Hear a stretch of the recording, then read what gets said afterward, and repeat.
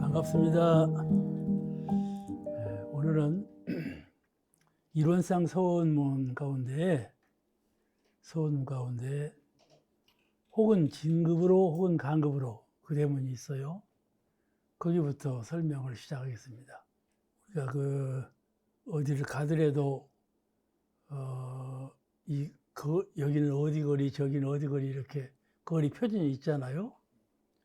그 표준에 의해서 가야 내가 어디만큼 왔구나 하는 것을 확신이 들고 희망을 갖고 그러는 건데, 높이 뛰기도 그렇고 그렇게 바로미터가 있어야 되는 건데, 이 마음 공부는 마음의 형상이 없잖아요. 그렇기 때문에 그 표준이 없어. 불교나 기독교나 다 표준이 없어요. 세계 모든 종교가 표준이 없어. 이제 대종사님께서 법의 등급이라는 표준을 세우셔갖고 우리가 내가 얼만큼 공부를 했나 하는 표준을 세울 수 있도록 해주셨거든요. 이게 보통 일이 아니에요. 그야말로 성중성이 아니면 이 법의 등급을 말씀하실 수 없은 중요한 그 등급을 제정하신 것입니다. 우리 수행자에게 내가 진급하고 있는가, 내가 간급하고 있는가, 그 표준에 의해서 자기가 자기의 법력과 법의를 측정할 수 있는 그 표준 세워주신 것은 매우 우리 전체 종교가에서 아주 특별한 일이라고 생각이 됩니다. 우리 중생계에서는 이 표준을 6도로 정해 주셨어요. 6도 다 아시죠? 그리고 6도 가운데에서도 6도는 현실 세계의 6도고, 현실 세계에 나타나 있는 세계에서 중생이 사는 6등급으로 나누어 보이는 표준이고, 또 심상 등급, 마음에서 6도 등급을 두어서 마음의 6도는 어느 등급인지 그 심상 6도로 마음 공부를 표준할 수 있도록 되어 있어요. 그 가운데 우리 인간계, 이 6도라는 것은 전 중생의 등급이죠. 전체 중생의 등급이요. 근데 인간을 중심으로 한 등급은 그건 없었거든요. 그런데 대종사님께서 법의 등급의 표준을 세워주셔서 혹은 진급으로 혹은 간급으로, 간급이 되어도 표준에 의해서 이해할 수 있고, 진급이 되어도 내가 어느 정도의 진급이 되었구나 하는 자신감을 얻도록 해 주셨어요. 이 팔타원 황정신행님이 그 옛 영산선원 본관 개관식을 할 때 오셨어요. 그래서 이제 한담을 하고 있는데 몇몇 사람이 앉아서 이야기를 하는 중에 한 분이 물었어요. 불교에 계시다가 불교인이었거든요. 원불교로 오신 동기, 원불교로 오셔서 제일 마음에 기쁘고 내가 원불교를 신앙의 뿌리를 내려야 되겠다고 결정적으로 마음 내린 것이 무엇인가 하고 물었어. 그러니까 그 대답을, 다른 것도 물론 있겠지만은 내 생각으로는 대종사님 모습을 보고, 말씀 듣기 전에 모습과 위력을 보고 감복하거든요. 누구나. 그 이제 들어오신 것이 분명한데, 이어른 말씀이 이래요. 법의 등급. 원불교에 오니까 진급과 간급을 분명히 했더라. 근데 이걸 보고 참 감복을 했다. 그런 말씀을 하더라니까. 그 어른이 불교에도 아주 밝게 하시는 분이에요. 불교 교법을. 그런데도 대종사님이 법의 등급을 그렇게 높이 알고 있는 것은 법의 등급이 그만큼 종교계에 큰 그 척도, 그 표준을 세워주셨다 이렇게 느껴집니다. 그런데 오늘 이론상 서원문에 혹은 진급으로 혹은 간급으로 언제든지 간급될 수가 있고 언제든지 진급될 수가 있다. 그 말씀이죠. 그러니까 쉽게 말하자면 지금 이 순간 나는 어느 등급에 있는가? 가령 심상육도, 마음의 육도로 볼 때 나는 어느 세계에 지금 있는가? 또 현상육도, 현실적으로 나는 인간계에 있지만, 인간계에 있으니까 인간계에 있는데 여러 등급을 볼 수가 있죠. 인간계에서. 그러죠? 많은 중생의 등급이 있어요.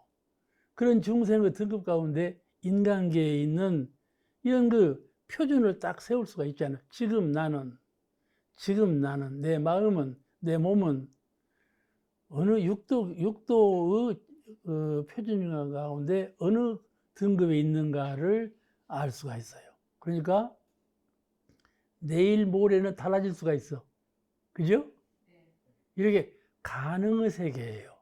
이거 혹은 진급으로 혹은 간급으로 아주 중요한 말씀이에요. 이게 우리가 언제든지 쉬면 안 돼. 내가 무던히 했구나. 이런 마음을 가져서는 절대로 안 돼요. 늘. 그러니까 공부를 많이 하는 중에도 좀 한가할 때가 있어요. 한가할 때 자기를 딱 짚는 거예요. 내가 지금 어느 등급에 있으면 무엇을 하고 있나 하는 걸 짚어야 한다. 한가할 때 한가하구나. 그렇게 생각하면 수행자가 아니라는 말씀이죠. 아시겠죠? 네. 한가할 때가 가장 중요해요. 바쁠 때는 일에 마음이 묶여서 잘 모르는데 한가할 때 무엇을 자기가 지금 공부인인가 공부인이 아닌가 하는 것을 잘 표준 세울 줄 아는 분이라야 가히 수행자라고 말할 수 있다 말이죠. 이제 목산 박창기 선지께서 그 어록에 보면 이런 말씀이 나와요.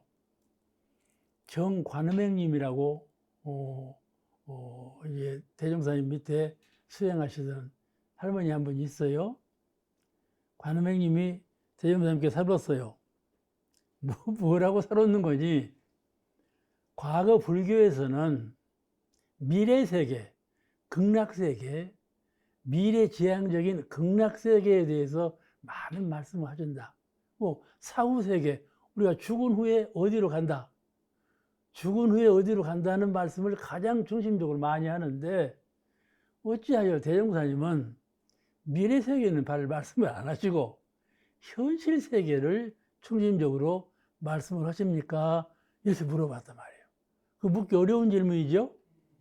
그러니까 대종사님께 대답하시기를 현실세계가 곧 미래의 세계니, 그러죠? 지금의 세계가 곧 미래의 세계다. 지금 짓는 대로, 심신작용하는 대로 미래의 세계가 열리는 것이니 현실 세계를 미리 촌탁할 것이 없다. 지금 내가 어떤 생각, 어떤 행동, 어떤 생활을 하는가 거기에 따라서 미래가 열리는 것이니까 미래를 미리 걱정할 것이 없다. 그 말씀이죠. 여기니 잘 사는 사람이라야 현실 세계에 잘 사는 사람, 행동, 생각, 생활 이런 것을 이 법도 있게 잘하는 사람, 잘 사는 사람 말고 알겠죠? 잘 사는 사람 말고 잘 사는 사람, 그 사람이라야 미래 세계에 잘 살 수 있기 때문이라 이 말씀을 하신 거예요. 중요한 말씀이에요. 아니면 쉬운 말씀 같아도 매우 중요한 말씀이에요. 그러니까 생각해 보세요. 과거라는 건 이미 지나갔잖아요. 응? 원래 그 불교에서는 과거를 묻지 않아요. 스님으로 새로 들어오시는 스님한테도 옛날에 당신 뭐 했어? 안 물어본대. 물어볼 필요가 없다 그 말이지. 미래에 내가 무엇이 되겠어 하는 것도 그렇게 그냥 마음에 딱 체킹이 될 만큼 물을 일이 아니요. 현재 그가 무슨 심상을 가지고 있고 현재 그가 무슨 생각을 하며 무슨 말을 하며 무슨 행동을 하는가 이것이 가장 중요해요. 현재의 세계에서 어떻게 하느냐 그에 따라서 미래 세계가 진급이 열리기도 하고 간급으로 퇴전하기도 하고 진급, 간급의 세계가 나누어지기 때문에 현재의 심상 제일 중요하다 그 말씀이죠. 우선 옛날 천문학자 한 사람이 천문학을 연구하니까 늘 하늘 별만 바라보고 갔대. 별만 바라보고 가다가 지상에 있는 망홀 구멍이 있지 않요? 구멍에 뽕 떨어져서 죽었다는 거예요.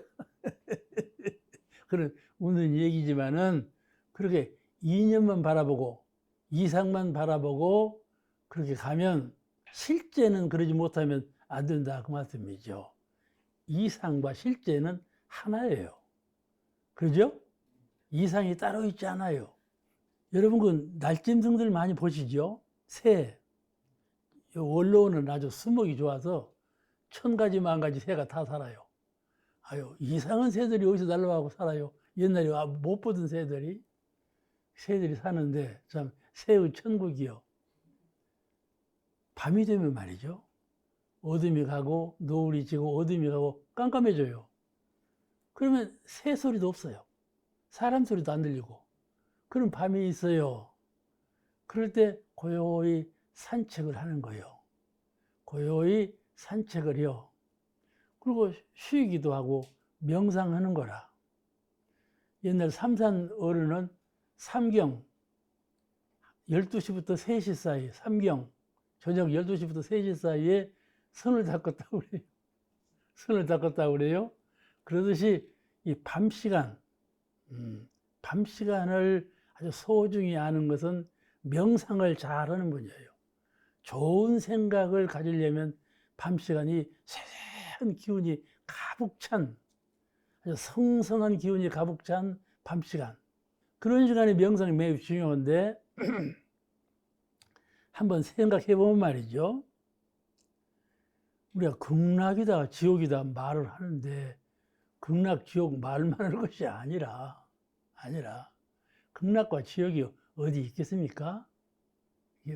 서역정토 극락이라고 그래요. 그렇지 않아요? 극락이 서역에 있다, 서쪽에 있다.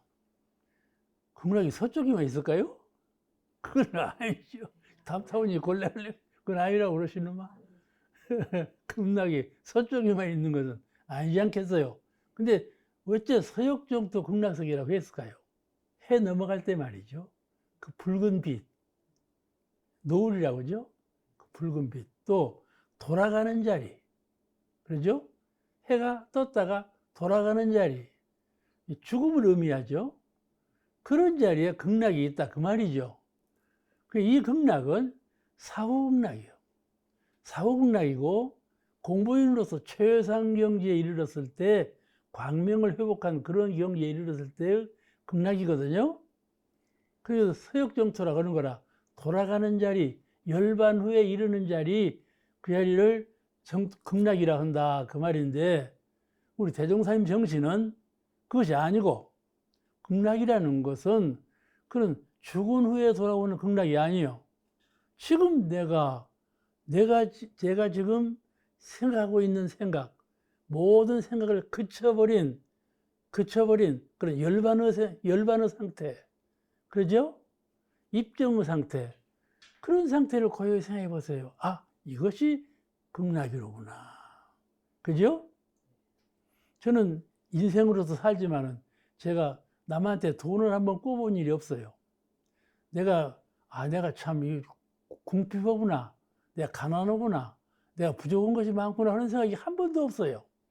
그건 내가 실제로 부유해서 그런 것이 아니고 내가 실제로 뭐가 부족해서 그런 것은 아니고 부족한 가운데도 마음이 넉넉한 심상을 가지고 있으니까 부족한 마음이 없더라 그 말씀이죠. 극락이라고 하는 것은 마음의 심상이, 마음이 생각하는 마음이 지금 어디에 있는가 하는 것이죠. 이론상의 광명, 이루는 광명에 있는가? 이론상 부처님 자리에 있는가? 그렇지 아니하고 인간적인 오욕 세상에 있는 그 마음을 내고 있는 건가? 어떤 사람은 짐승보다 못한 마음을 내고 있는 사람도 있으니까 지금 그 마음을 어느 곳에 추하고 있는가? 그것에 의해서 극락인가 천사인가 나눠진다 그 말씀이죠. 확실하죠? 그러니까 얼마나 사람이 어리석으면 극락을 버리고 지옥으로 가는가 그 말이죠. 그 사람들은 자꾸 지옥으로 가거든요. 떨어져. 왜 그러냐면 떨어지기가 쉬워요. 올라가기는 어렵고, 그렇기 때문에 지옥 중생이 많아. 지금 보세요. 사람 만나기, 이번에도 어떤 원로 한 분이 거리로 가다가 넘어져 버렸었어요. 2시간을 기다려도 사람이 안 지나가더래요. 나중 구해달라고 해야 되는데 안 지나가. 그래가지고 이렇게 거의 기어오다시피 해서 내 정화관 있는 데까지 오셨더라니까. 그래갖고 나를 만나갖고 옮겨드리려고 그랬는데, 사람이 귀하려면 그렇게 귀해요. 그런데 말이죠.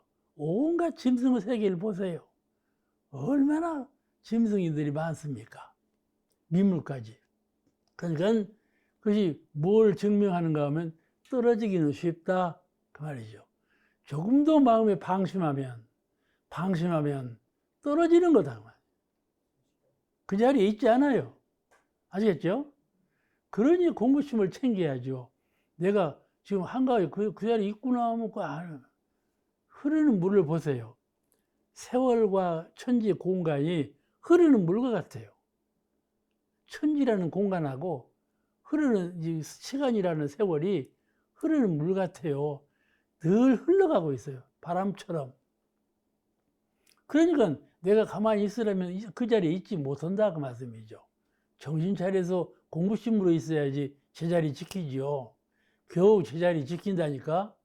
그래 열심히 공부를 해야 진급이 되는 것이죠.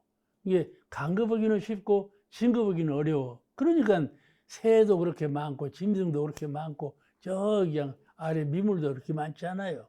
이런 현상이 그 진간급의 현실을 그대로 보여주는 실상이에요. 그러니까 극락이다 천국이다 이런 걸 말로만 하면 안 돼. 실제로 내가 체험하고 이 자리가 바로 극락이로구나 해서 그 극락심, 극락의 경지를 자꾸 확충해야 돼. 키워가야 돼. 제가 늘 말씀드리지만 이루는 광명을 늘 연불처럼 외우라 그랬는데 왜 그 이루는 광명을 연불처럼 외우고 상념으로 들어가 그 말인가 하면은 광명을 늘 키워가야 돼. 영역을. 알겠죠? 영역을 키워가야 돼. 그 부처님께서는 보이시는 것이 한계가 없어. 그죠? 천안으로, 천리안이 그야말로. 그렇게 천이 아무리 멀리 있는 소리도 들어. 아무리 안 보이는 곳에 있는 것도 보아. 그런 능력을 갖추신 것은 이 지의 해광이 자꾸 확충되어서 넓어졌다 그 말이죠. 그죠? 그러니까 이루는 광명만 하지 말고 내 이루는 광명이 어느 정도 밝아지고 있는가, 어느 정도 확충되어 가고 있는가 하고 늘 생산하는, 광명을 생산해서 확충해가는 그런 신념으로 이루는 광명을 외우셔야 한다 그 말씀이죠. 그죠? 그 다음에 혹은 은생의 해로, 그렇게 진간급이 있는데, 진급 간급이 있는데 혹은 은생의 해로 혹은 해생의 은으로 이와 같이 무량세계를 전개하였나니. 무슨 말씀인 거지? 은혜라는 것은 해로부터 나오고 해라 하는 것은 은혜로부터 나온다. 무슨 말씀인 거니? 이제 우리가 경계를 당할 때 순경이 있죠? 무엇이든지 잘 돼야. 건강도 병이 안 나고 매일 건강하고, 인연을 만나도 좋은 인연만 늘 만나고, 사업을 해도 사업이 자꾸 용성하고, 무슨 일을 해도 잘 돼야. 알겠죠? 그런 사람 있죠? 그걸 순경이라고 그래요. 바람이 없어. 순경이요. 그런데 이 순경이 천지 대기 운행도 토스로 보면은 순경이 역경으로 바뀐다. 꼭 그대로 있지 않아. 가령 겨울이 가면 겨울은 그렇게 춥지만 봄이 돌아오고, 봄이 따스하고 좋지만은 뜨거운 여름이 돌아오고, 여름이 그렇게 뜨겁지만 저쪽 가을이 돌아오고 겨울이 돌아오고 변해. 천지도수가 이렇게 변해. 천지도수는 변하는 도수죠. 그러니까 그걸 순역 그래. 순과 역이 서로 교체한다. 그렇게 본다 말씀이죠. 천지 도수가 본래 그래. 그러니까 우리는 천지 안에 살고 있잖아요. 살고 있기 때문에 나도 모르게 자연 중 열리기도 하고 닫히기도 하고, 아시겠죠? 성공하기도 하고 실패하기도, 이것이 자꾸 반복되어 가는 거예요. 그거를 은생어 해, 해생어 은 이렇게 말을 해요. 해는 은혜에서 나오고 순경에서 나온다 이 말이지. 은혜는 역경, 내가 고심초하고 노력을 하고 열심히 무언가 적공부를 드릴 때 고생스럽지요. 공부하기는 아주 고생스러운 거예요. 하기 쉽고 즐거운 공부가 있나요? 이제 공부를 순수하게 되면 공부하기처럼 즐거운 것이 없지만은, 어린아이들한테 물어봐요. 공부하기가 쉽더냐? No. 공부하기 쉽다는 애가 누가 있겠어요? 다 공부하기 어렵다고 그러죠. 공부는 어려워요, 본래. 그러니까 이렇게 어려운 공부를 하고 어려운 생활을 하면서 무엇이 각성을 하냐면 정신이 각성을 하거든요. 아, 내가 이러면 안 되겠구나. 내가 이것을 벗어나야 되겠구나. 이런 정신적인 깨달음이 있고 각성이 있어요. 그 각성에 의해서 다 좋아지는 거죠, 자꾸. 그러니까 각성이 뭡니까? 공부심이죠. 공부심이에요. 그러니까 처질 대로 처져가지고 각성하면 올라와도 제자리요. 근데 처지지 말고 처지기 전에 각성을 하고 공부심을 진작시키면 늘 진급에서 진급으로, 여기는 은생어 해, 해생어 은 그랬지만은 은생어 은, 아시겠죠? 해독에서 은혜가 나오는 것이 아니고 은혜에서 은혜가 나온다 그 말씀이죠. 그걸 창조해 가야 돼. 창조해 가야 돼. 떨어졌다 올라가다 하지 말고 올라갔을 때 자꾸 정신 차려서 자꾸 계단을 따라서 올라가야 한다 말이죠. 이것은 해생어 은, 은생어 해는 표준적인 거예요. 천지 대자연의 이치가 그러하다. 그러므로 인생도 그러한 길을 밟나니라. 근데 인생이라는 것은 육군이거든. 안입이 설치는 육체를 중심으로 인생이라고 그러잖아. 정신은 뭐 인생이 따로 있나요? 그렇잖아요. 그렇죠? 근데 영혼은 본래 인생이 아니지 않아요. 육신을 입으니까 인생이 된 거지. 그러니까 육신을 입으니까 천지도수에 따라갈 수밖에 없는 거예요. 그렇기 때문에 그 도수에 의해서 은혜가 나오기도 하고 해독이 나오기도 하고, 이렇게 순하는 물결 속에서 살게 되는 것이 원칙이요. 그런데 그 가운데 정신이 깨어 있어서, 공부하는 마음이 깨어 있으면 그 순역의 경계를 능히 순에서 순으로 이렇게 바꿀 수 있는 지혜와 힘이 생긴다 그 말씀이죠. 그게 공부인이요. 공부인이라고 하죠. 나는 공부인이다 이렇게 말만 하지 말고 참으로 공부인인가? 공부라는 것은 고생스러워요.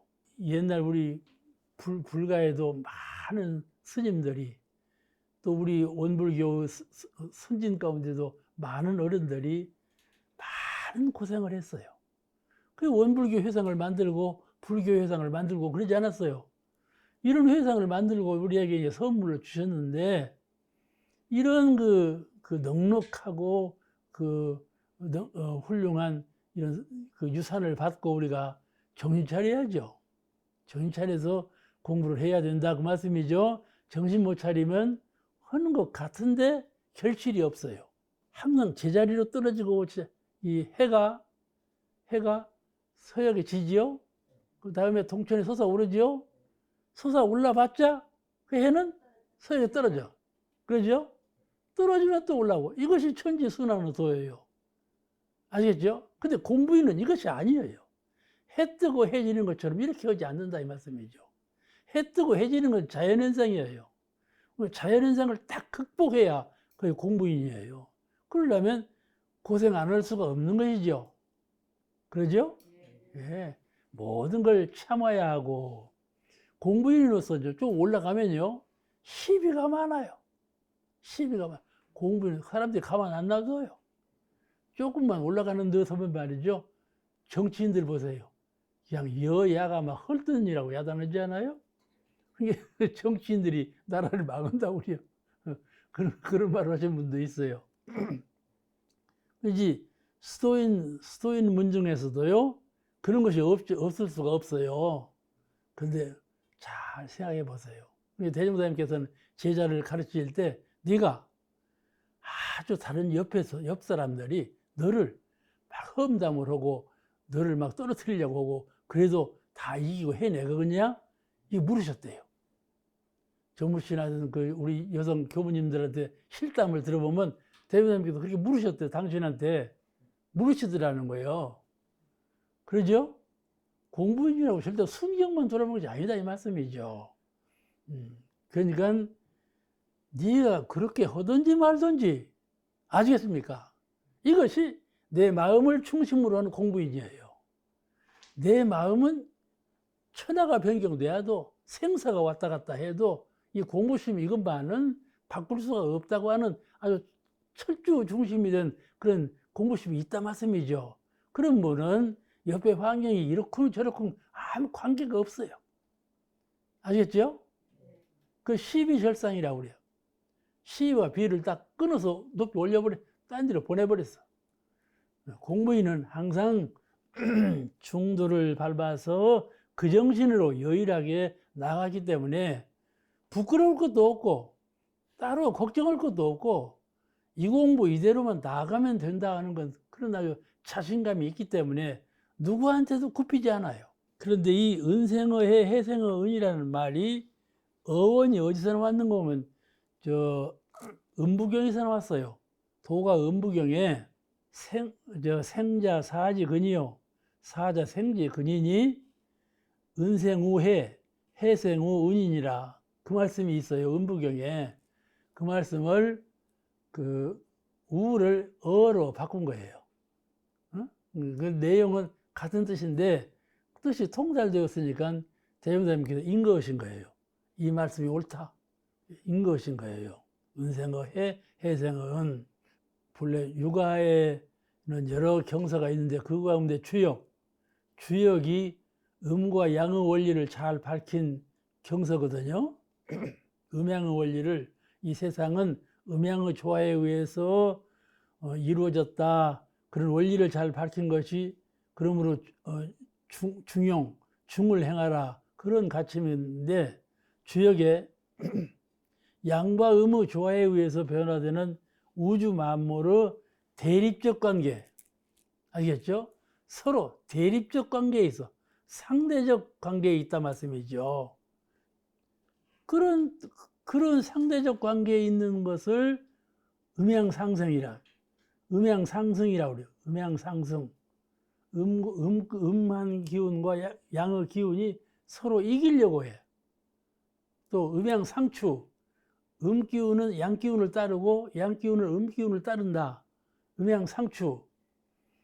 이런 원리로서 음양의 세계가 조화를 이루면서 변화되는 우주만주가 변화되어 간다. 그런 원리를 설명한 것이 주역이에요. 그런데 이 은생의 해생의 은 그 의미가 이런 이치예요. 그죠? 날이 밝으면 어두워지지요? 그죠? 네. 자연의 도예요. 어두워지면 밝아지고, 추워지면 더워지면 추워지고, 이것이 우주만유 변화 원칙이다 말씀이죠. 이것이 음양의 조화로 이렇게 된다 그런 뜻이거든요. 그와 같이 은과 해가 그런 원리에 의해서 나에게 해가 돌아오기도 하고 은혜가 돌아오기도 한다 그런 말이죠. 대학전 옆에 가면 감나무가 있어요. 또 벚꽃이 큰 대종사님 계실 때부터 벚꽃 심은 벚꽃이 지금도 있어요. 다 늙어서 이제 곧 죽으려고 해요. 벚꽃나무는 곧 죽으려고 해요. 다 늙어갖고. 근데 감나무는 그 후에 심은 거거든요. 심어놓고 심을 때는 좋죠. 그때는 사람들이 유실수로 심어야 한다. 그냥 정원에 그냥 나무만 심을 것이 아니라 따먹는 열매가 있는 나무를 심어야지 더 좋지 않냐 해서 유실수로 심었는데 심어놓고 보니 감나무 클 거 아니에요. 그러면 저 높이 있는 감을 누가 딸 거예요? 그 딸려면 고생스럽고 그러거든. 그 감이 딱 떨어지고 그냥 그 떨어져서 길이 만신창이 된단 말이야. 감이 막 손수 없이 떨어지니까 그 청소를 누가 다 할 거예요? 그러지 않습니까? 그러니까 어떻게 하겠어요? 감나무를 비워버리자.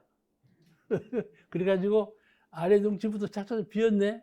요새 가보세요. 감나무가 말이죠. 둥치만 있고 가지가 없어요. 그런 감나무 꼴이 돼버렸어요. 좋다고 한 것도 지내고 오면 나쁜 것이 되더라니까. 그죠? 그 판단. 그것이 은생어해 해생어은이라는 뜻은 은생어은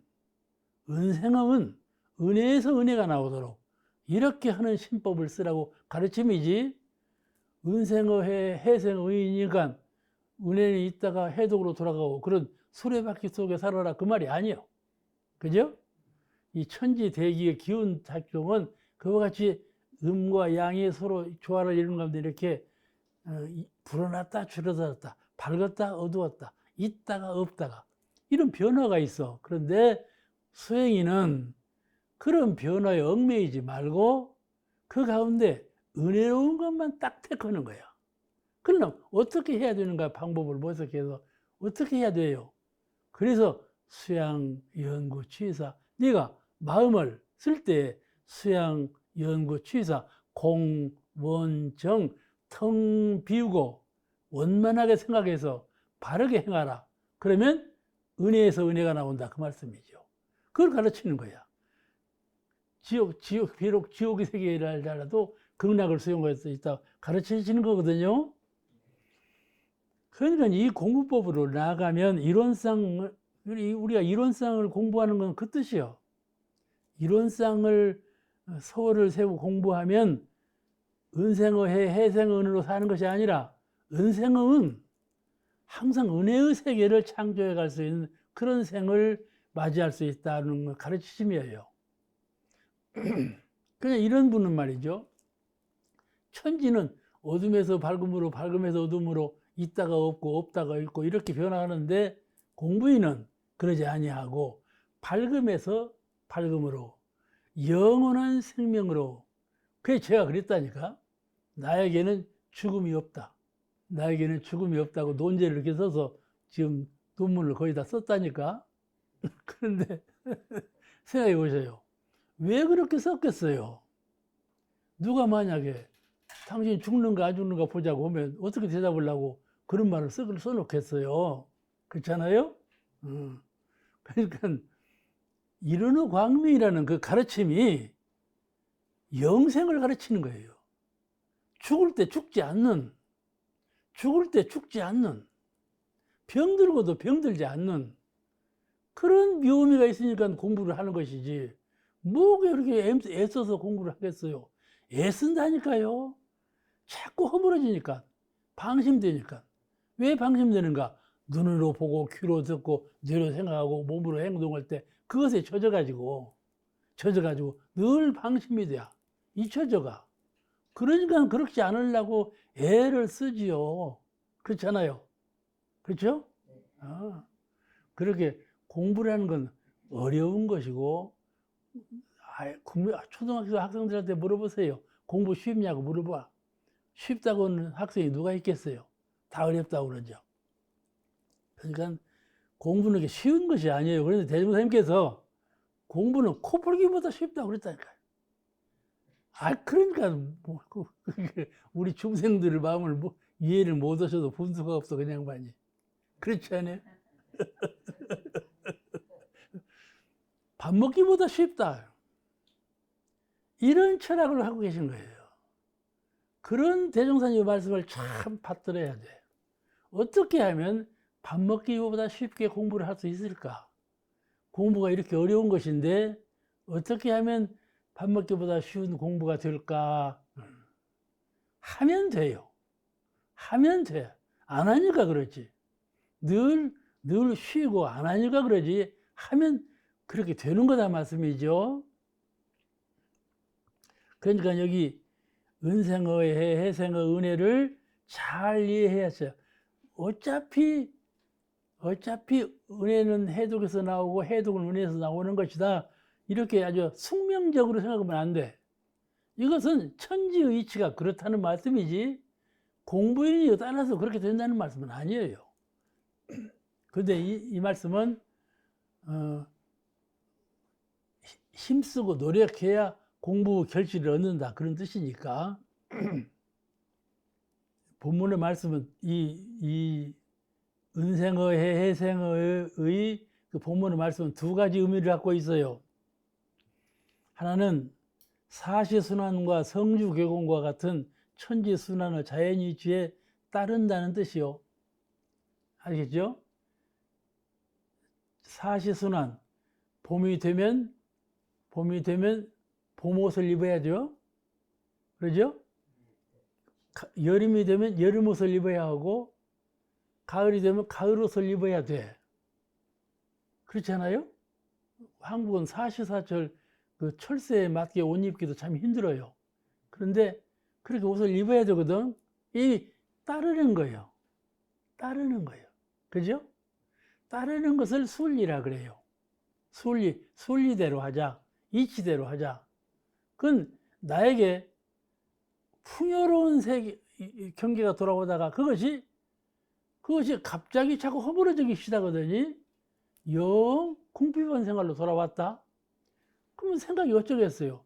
세상에 나에게 이럴 수가 있나, 진리께서 나에게 이런 경계를 주실 수가 있는가. 내가 원불교를 신앙하고 이렇게 힘써 오고 있는데 왜 나에게 이렇게 시련이 돌아오는가. 원망심이 난단 말이죠. 그렇잖아요? 그러죠? 그럴 때는 순리대로 하자.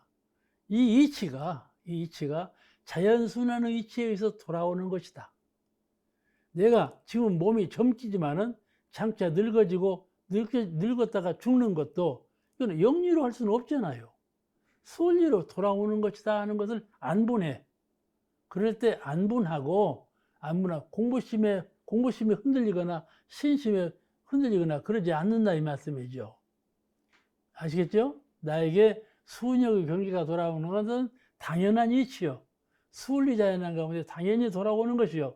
그것을 그렇게 짐작을 하고 안분한다 말씀이요. 공부심에는 하등의 영향을 주지 않아. 그러는 것이 오늘 은생의 해생의 원리를 배우는 그 의미이고, 하나는 그래요.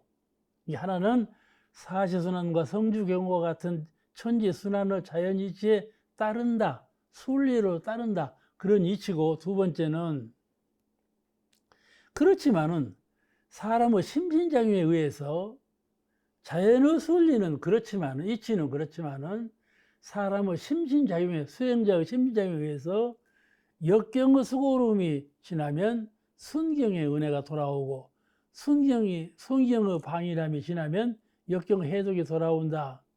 여기서 잘 생각한 것은 은생의 해생의 원리도 그런 뜻인데 환경을 응용하는 신법에서 이런 환경이지만은 이것을 응용해서 은생의 은혜에서 은혜를 창출하도록 그러한 심신작용을 하면 나에게 은혜가 해독으로 돌아가는 이치는 없다 그 말이죠. 은혜에서 항상 은혜의 생활을 할 수 있도록 그렇게 나간다. 그러니까 육도 진간급에서 본다면 진급에서 진급으로 이렇게 올라가는 것이죠. 진급에서 진급으로 자꾸 올라가. 진급에서 강급으로, 강급에서 진급으로 이렇게 올라갔다 내려왔다 이렇게 하는 것이 아니고 진급에서 진급으로, 진급에서 진급으로 올라간다.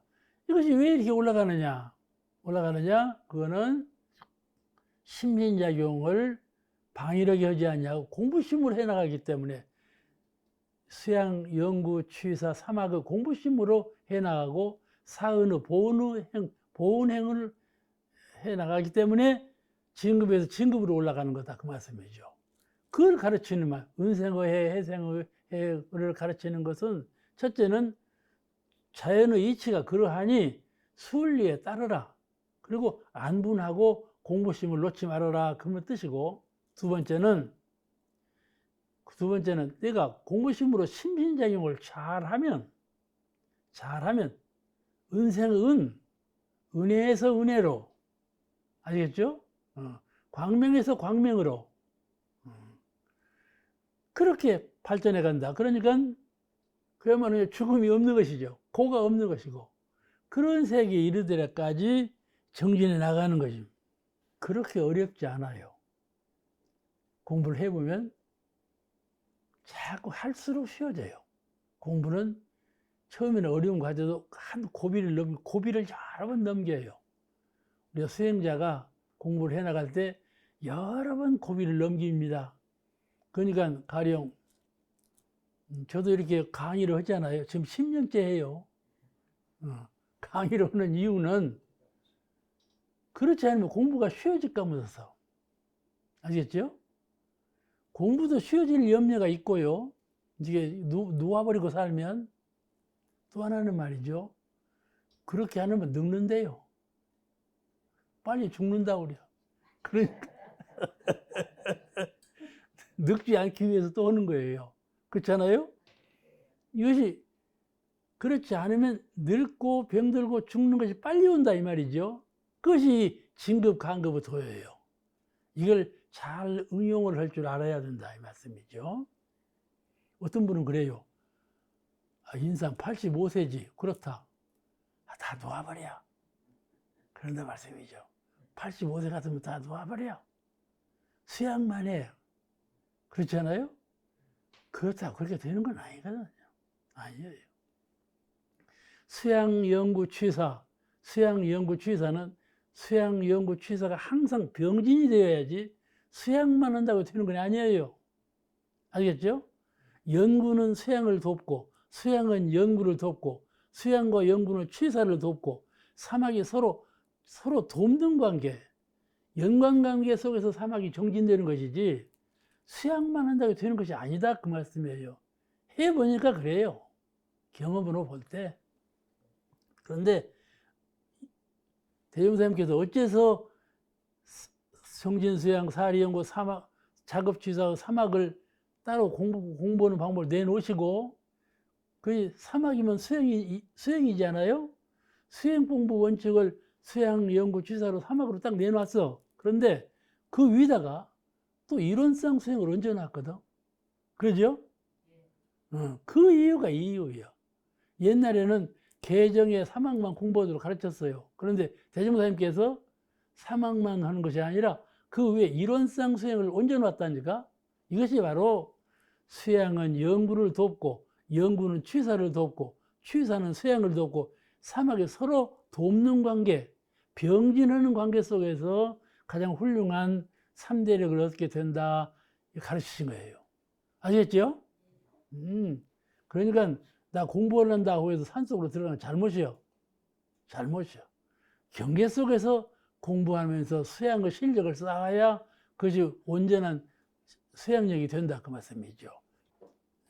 이런 그 복합적인 원리가 이 문안의 은생어의 해성어은 이 말씀 속에 들어있어요. 이런 여러 가지 복합적인 뜻이.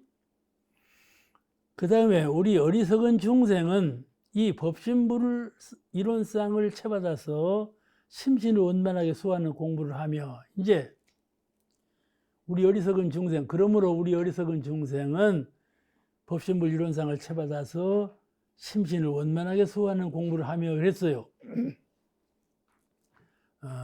이제 그 이론상 수행에서 이미 설명을 많이 드렸으니까는 그 구체적인 설명을 생략하겠어요. 우리가 근데 여기서 유념할 것은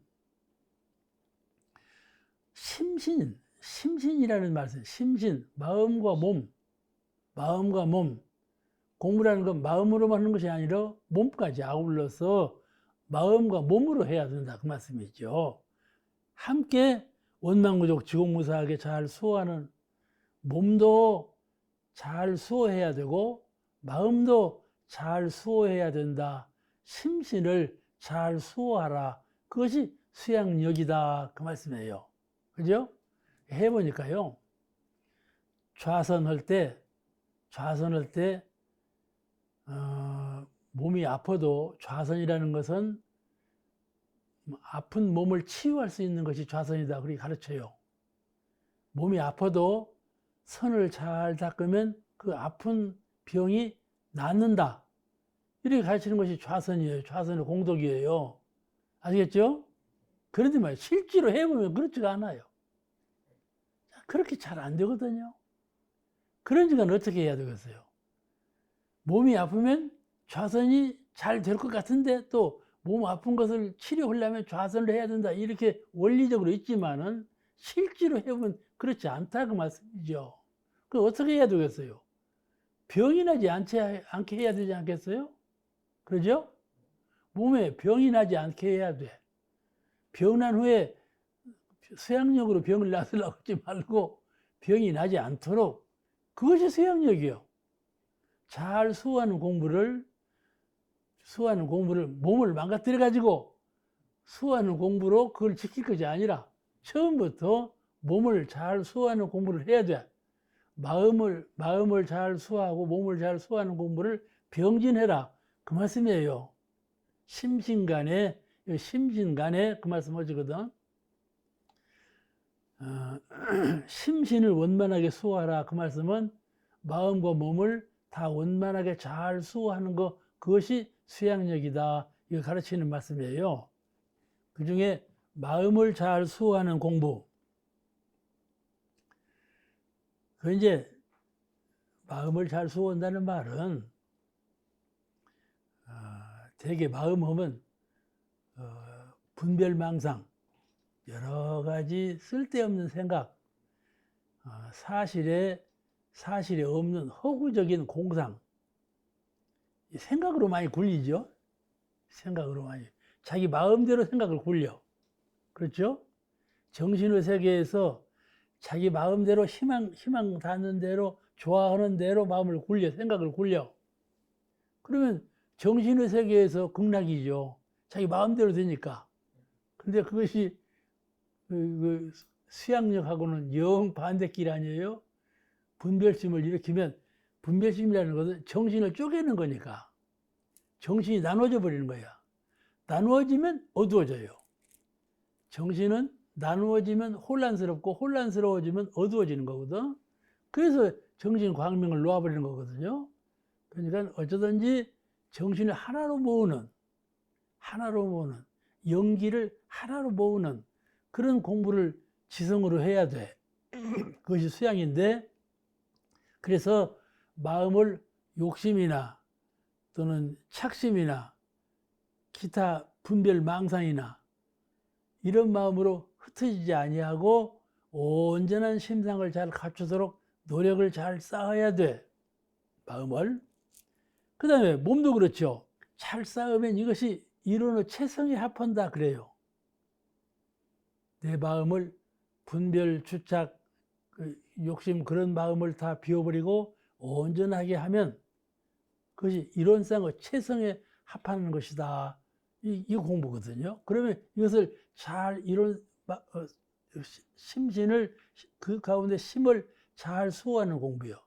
마음을 잘 수호하는 공부는 안에 있는 분별망상, 욕심, 주착심 이런 그 마음을 분리시키고 요란하게 하는 요소가 되는 이런 마음들을 텅 비워버리는. 그러면 마음이 온전해지고 온전해진 마음이 마음을 잘 수호하는 것이다. 그 말씀이죠. 그렇게 되죠? 그 공부를 자꾸 익혀야 돼. 내가 어떻게 훌륭한 사람이 될 것이냐에 갖고 여러 가지 생각을 굴리거든. 근데 진정한 훌륭한 사람은 그 마음을 비워버리는 거예요. 비워버리고 빈 마음이 내 본래 마음은 이런 것이로구나. 이것이 나의 부처님 마음이요. 이것이 나의 본심이로구나. 키울 것도 없고 줄일 것도 없는 그런 마음이거든. 그런 심상을 늘 가져버리세요. 그것이 마음을 키우는 거예요. 그것이 마음을 밝게 하는 거고. 그러니까 이런 그 수양심, 마음을 수양하는 마음, 이 마음을 잘 수호한다. 왜 수호라고 했는 거니? 본래 마음을 지켜라. 본래 마음을 지켜라. 그런 뜻에서 수호한다 그래요. 몸을 잘 수호하는 것은 뭐 공부할 것도 없어. 사람들이 몸을 잘 수호하니까 몸에 병 나면 그냥 금방 치료하려고 그러잖아요. 몸을 잘 수호해요. 그런데 첫째는 한번 공부를 합시다. 그래도 몸을 잘 수호하는 것은 진짜 몸을 청결하게 해야죠. 몸을 청결하게 해야 돼. 의복이나 몸과 이것을 의복도 청결하게 입어야 돼. 옛날 진목 스님은요, 빨래도 않고 그냥 이렇게 콧물 흘리는 것처럼 이렇게 오고, 생활도, 식사도 대중하고 같이 안 하고, 이게 그 스님들한테 미움받았대요. 미움받았어. 그 하필이면 또 부처님께 제를 올리는, 공양을 올리는 시간에 당신은 당신 방에서 밀죽을 잡수시오. 그러니까 그 미움을 받았다고 그래. 옛날 도인들은 말이죠. 그런 것을 좋아하고 존경했어요. 근데 지금 세상은 그러면 안 되겠죠?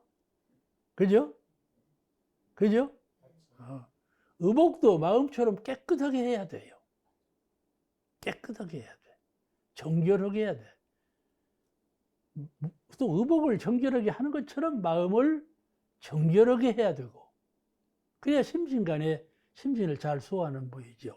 몸을 잘 수호한다는 말은 그렇게 해야. 그리고 그냥 누더기를 입고 그냥 이렇게 하면 그분이 도인인 줄 알고 그러죠. 옛날에는 그랬어요. 누더기를 입고 그러면 그런 사람은 말이죠. 몸을 의복도 깨끗하게 입고 정결하게 하는 사람을 미워해요. 저게 무슨 마음을 저렇게 꾸며갖고 살면 되나? 마음이 정결해야지 의복이나 몸이 정결한 것이 뭐 정결한 것이냐? 이렇게 평가한다 그 말씀이죠. 아시겠죠? 네. 자기 하는 대로 평가 정신에 의해서 남을 평가해요. 그러면 그게 큰 잘못이에요. 가령 말을 많이 하지 말아라. 말 그거는 허무한 거다. 말 그거는 헛개비다. 이렇게 말하는 분이 있어요. 그런데 그렇지 않아요. 아시겠죠? 말같이 값진 것이 없어요. 말로 진리를 설할 수가 있고, 말로 남을 감동시킬 수가 있고, 말로 남을 교화할 수가 있는 것인데 얼마나 값 있는 것이고 보배로운 것입니까? 근데 말은 헛개비다 한다면 이 세상에 강령이 잡히겠어요? 중생제도가 안 되는 거예요. 그렇지 않아요? 그러니까 자기가 하고 있는 것만 좋고 다른 사람 하는 것은 별로다 하는 건 생각은 잘못된 생각이다 그 말씀이죠. 그렇잖아요? 이 말에 무림가님은 수양, 연구, 취사 세 가지가 병행해야지 수양만 취사한다고 해서 말도 안 하고 목조선 선만 닦고 이것이 훌륭한 것이냐면 그렇지 않다 그 말이에요. 이것을 우리가 잘 알아야 돼요. 이것이 대종사님의 정신이에요. 유론상 수행의 정신이요. 원만하게 해라. 한편에 치우치지 말고 원만하게 해라. 이걸 가르치신 거예요. 그래도 몸을 손상하는 수 있잖아요. 어느 제자가 손목을 끊어서 심표를 보였어요. 대종사님 앞에 조실에 계시는데 뒤에 금강호이라는 집에서 손을 끊은 제자가 있었어요. 그러면 손을 끊어서 신심을 파시려고 했지만은 오히려 대종사님한테 꾸중을 들으셨거든요. 꾸중하실 때 뭐라고 하셨는 거니? 몸이라는 것은 공부를 하는 도구다. 알겠죠? 몸이라는 것은 복을 짓는 도구고 몸이라는 것은 지혜를 닦는 도구인데 어째서 그래 소중스러운 도구를 네가 자해를 할 것이냐 이렇게 꾸중거리셨거든요. 그렇지 않아요? 그런데 옛날에 손을 끌어서 바친 거 해가가 달마에게 손을 끌어서 신을 바쳤거든요. 그래서 해가가 달마한테 제도를 받았어요. 그런 거를 모방해서 응용하는 것이죠. 근데 이것은 옛날에는 그랬지만은 지금은 그 도가 아니다 그 말씀이에요. 그러죠? 그러니까 심과 마음과 신, 몸을 같이 잘 수호하라. 왜 그런 거니? 마음과 몸이 전부 사업계에서 주신 바라. 그러죠? 우리 마음은 이론상으로부터, 몸은 사은으로부터 받은 바라 그 말씀이죠. 그러니 마음과 몸이 얼마나 소중합니까? 다 진리로부터 받은 것인데 그거를 잘 수호해야죠. 그렇지 않습니까? 몸속에 복이 있어요. 복이라는 게 뭡니까? 복이라는 건 몸에 소관된 거예요. 영혼에는 복이 아무것도 없어요. 영혼에는 지혜만 있는 것이죠. 복이라는 건 육체에 있는 거예요. 근데 우리가 구할 때 해와 복, 복과 해를 양육한 것이 부처님이다. 그렇지 않습니까? 그러니까 몸도 잘 수호해야죠. 몸을 함부로 학대하고 예의에 벗어나게 하고 이렇게 하는 것은 좋은 일이 아니다. 그 말씀이죠. 그리고 몸을 잘 수호하는 공부는 휴식, 수면, 활동, 이걸 중도에 맞게 해야 돼. 쉬는 시간, 활동하는 시간, 잠자는 시간, 이거를 중도에 맞게 절도 있게 해야 하는 것이 몸을 잘 수호하는 방법이라고 생각합니다. 오늘 말씀 여기도 마치겠습니다. 감사합니다.